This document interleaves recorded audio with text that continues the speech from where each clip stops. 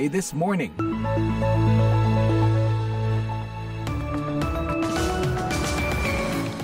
Halo, selamat pagi. Inilah siaran VOA This Morning, Jumat 7 Maret 2025 yang dipancarkan langsung dari Studio 17 di Washington DC. Apa kabar? Saya Utami Husin, kali ini ditemani produser Bani Rahayu dan teknisi Nick Ivanov. Kami berharap Anda, pendengar yang sedang berpuasa Ramadan, dapat menjalankannya dengan lancar ya. Di bulan Ramadan ini kami ajak Anda nanti mengenal tradisi berbuka di mancanegara. Adapun laporan-laporan hangat yang telah disiapkan redaksi VOA pagi ini akan berkenaan dengan pidato Presiden Trump di hadapan Kongres yang ditanggapi beragam tergantung garis partai. One thing Donald Trump did not mention last night was a real serious plan to bring down costs. Dan juga mengenai deflasi tahunan yang dialami lagi oleh Indonesia setelah 25 tahun. Ini menunjukkan bahwa deflasi ini bukan semata-mata karena faktor kebijakan listrik aja yang baru diterapin oleh pemerintah. Anda juga bisa mengikuti siaran ini melalui streaming langsung di website kami www.voaindonesia.com atau melalui podcast VOA This Morning episode hari ini. Kita awali VOA This Morning dengan berita dunia. Majelis Umum hari Kamis bertemu untuk membahas penggunaan hak veto Rusia terhadap amandemen resolusi Dewan Keamanan mengenai Ukraina. Dewan Keamanan bersidang pada 24 Februari lalu untuk melakukan pemungutan suara mengenai rancangan resolusi yang diajukan Amerika Serikat. Sebelum pemungutan suara, dua amandemen yang memperjelas bahwa Rusia adalah agresor diusulkan oleh Denmark, Prancis, Yunani, Slovenia, dan Inggris. Kedua amandemen itu mendapat suara yang diperlukan untuk diadopsi, tetapi kemudian diveto oleh Rusia, anggota tetap Dewan yang memiliki hak veto. It is regrettable that we must convene under these circumstances. Sangat disesalkan bahwa kita harus bersidang dalam situasi seperti ini karena frekuensi penggunaan veto terus meningkat sejak 2022, kata Philemon Yang, Presiden Majelis Umum PBB sewaktu mereka bersidang hari Kamis. Heda Samson yang mewakili delegasi Uni Eropa mengatakan Rusia menyalahgunakan posisi istimewanya di PBB untuk menghindari kritik. Perwakilan tetap Rusia untuk PBB, Dmitry Polyansky, membela keputusan negaranya. Presiden Amerika Donald Trump hari Kamis menunda tarif barunya sebesar 25% terhadap sebagian besar ekspor Meksiko ke Amerika selama 4 pekan. Ini dilakukan setelah ia mendengar langsung dari Presiden Meksiko, Claudia Sheinbaum, mengenai bagaimana pemerintahnya dapat membantu membendung arus migran dan fentanyl yang mematikan ke Amerika. Trump mengatakan di platform Truth Socialnya bahwa penangguhan tarif itu akan diperpanjang menjadi hingga 2 April dan tidak akan diberlakukan terhadap barang-barang Meksiko yang diimpor oleh perusahaan-perusahaan Amerika yang berada di bawah perjanjian perdagangan yang ia capai dengan Meksiko dan Kanada pada tahun 2018 pada masa jabatannya yang pertama di Gedung Putih. Trump mengatakan ia melonggarkan tarif terhadap barang-barang Meksiko sebagai bentuk akomodasi dan sebagai bentuk penghormatan terhadap Presiden Sheinbaum. Hubungan kami selama ini sangat baik dan kami bekerja keras bersama-sama di perbatasan, baik dalam hal menghentikan orang-orang asing ilegal memasuki Amerika dan juga menghentikan fentanyl.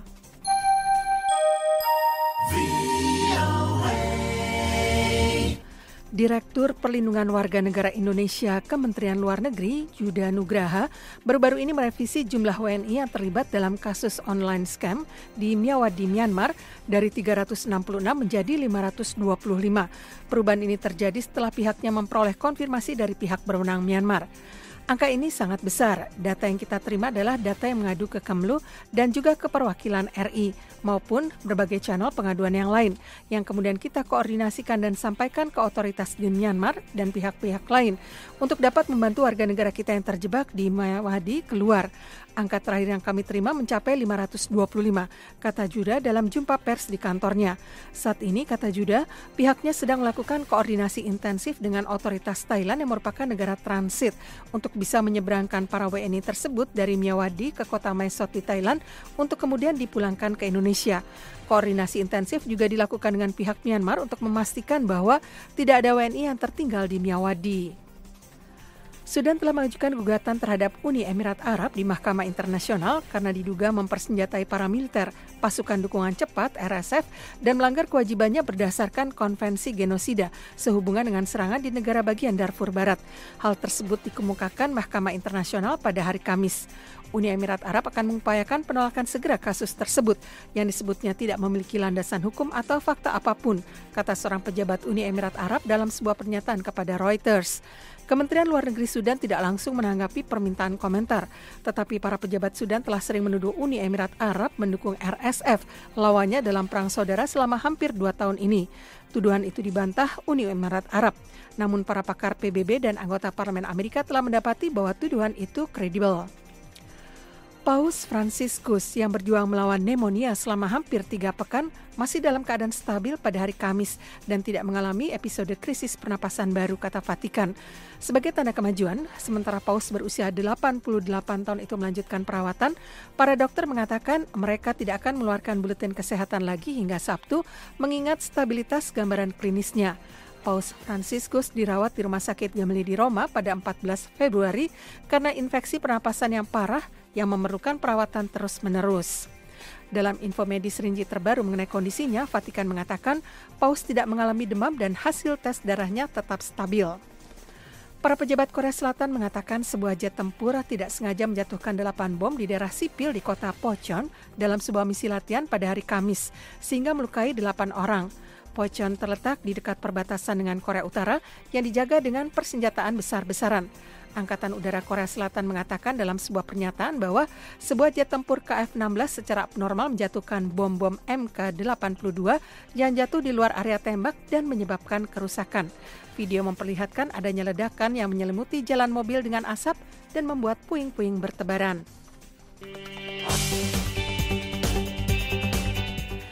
Pendengar, dalam pidatonya yang panjang lebar, Presiden Amerika Donald Trump memaparkan visinya mengenai isu-isu utama yang dihadapi Amerika Serikat.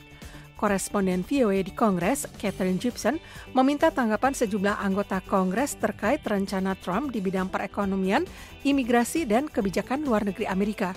Selengkapnya disampaikan Arif Budiman. Dalam pidato pertamanya di depan Kongres pada masa jabatan keduanya, Presiden Donald Trump menyampaikan rencana-rencananya untuk tahun-tahun mendatang. Sejumlah anggota Kongres dari Partai Republik memuji visi tersebut. Anggota DPR dari Partai Republik, Monica De La Cruz, mengatakan, He's going to keep securing the border. He's going to make America prosperous. Dia akan terus mengamankan perbatasan. Dia akan membuat Amerika kembali sejahtera, aman kembali.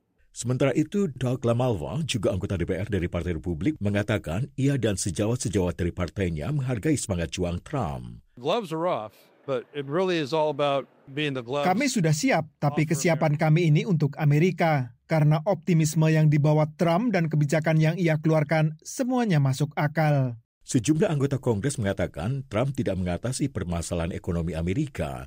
Chuck Schumer, pemimpin minoritas Senat, mengungkapkan, One thing Donald Trump did not mention last night was a real serious plan to bring down costs. Satu hal yang tidak disebutkan oleh Donald Trump tadi malam adalah rencana nyata dan serius untuk menurunkan harga-harga. Hal nomor satu yang paling ingin didengar orang Amerika. Sebaliknya, Donald Trump menggandakan rencananya untuk membuat harga-harga melonjak dengan memulai perang dagang dengan Kanada dan Meksiko. Mike Collins, anggota DPR dari Partai Republik, mengatakan tarif akan memulihkan kekuatan ekonomi Amerika. You bring American ingenuity, you bring those companies back to our shores. Itu akan membangkitkan kecerdasan Amerika. Itu akan membawa perusahaan-perusahaan tersebut kembali ke negara kita dan itu akan membuat produk lebih murah karena akan berada di sini di Amerika Serikat.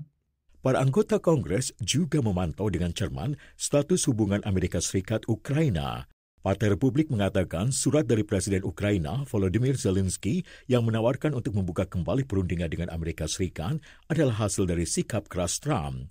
Ryan Zinke, anggota DPR dari Partai Republik, mengatakan, Obviously the letter, he had rethought it and said, you know what?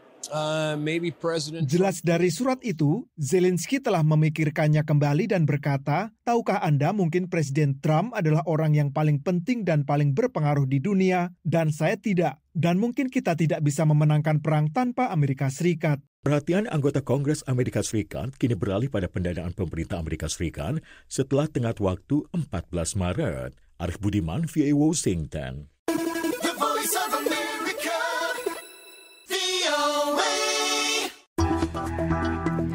VOA This Morning. Indonesia menghadapi deflasi tahunan pertama sejak tahun 2000.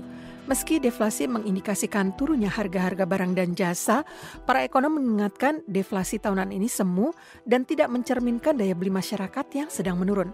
Selengkapnya dilaporkan Gita Intan dari Jakarta. Selain deflasi tahunan, BPS juga mengumumkan deflasi bulanan Februari 2025. Ini terjadi 1 bulan menjelang Ramadan, di mana tingkat konsumsi masyarakat biasanya meningkat. Kepala BPS, Amalia Adininggar Widya Santi mengatakan Indonesia mengalami deflasi tahunan 0,09% dan deflasi bulanan pada Februari 2025 sebesar 0,48%.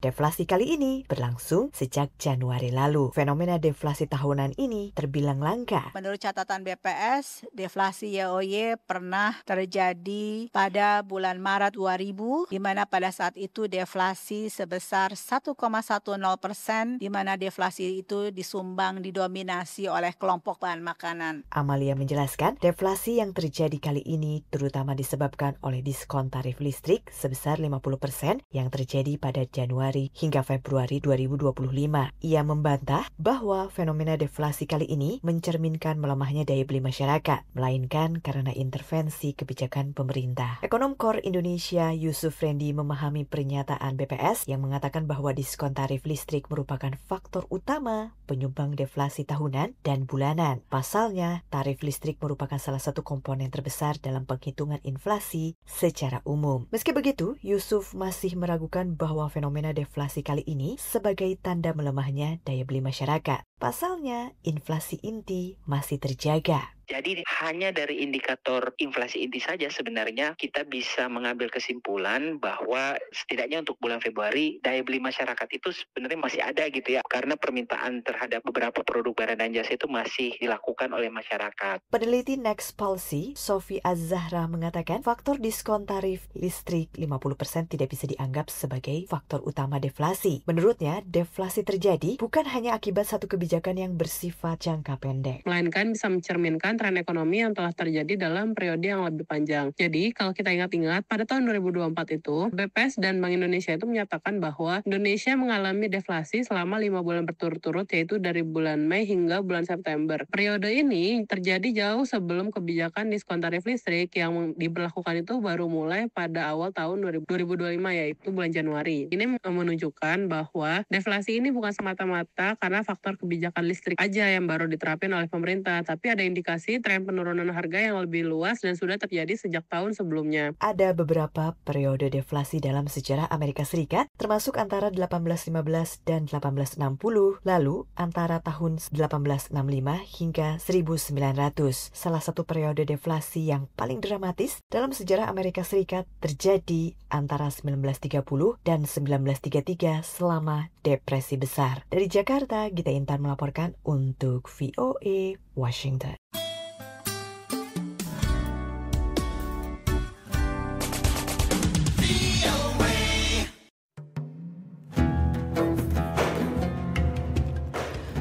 Pendengar, masyarakat dan para wisatawan di Istanbul, Turki menyambut tradisi unik yang mengawali bulan Ramadan, sebuah tembakan meriam yang menandakan waktu berbuka puasa.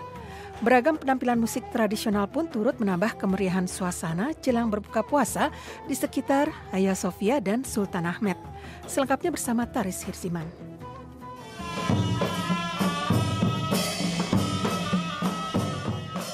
Dari kawasan bersejarah Sultan Ahmet, pendengar, tepatnya di pusat Istanbul, Turki, sebuah band bergaya era Kesultanan Utsmaniyah memainkan musik tradisional. Para penonton, baik penduduk lokal maupun turis mancanegara, tampak antusias menyaksikan penampilan tersebut.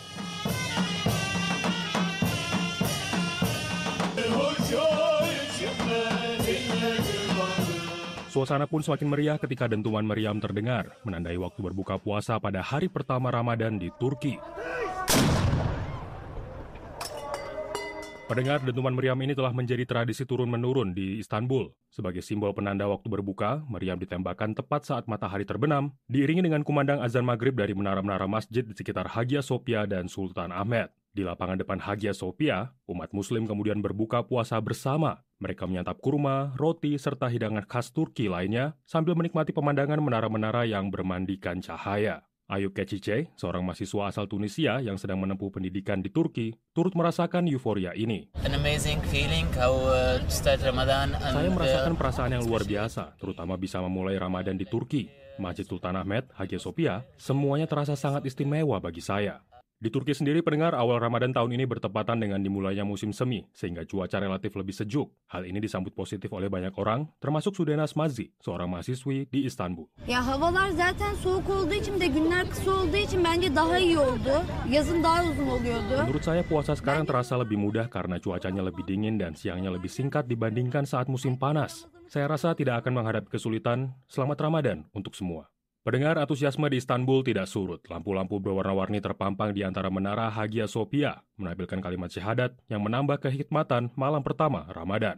Dari Washington DC, Tarsir Ziman melaporkan untuk VOA.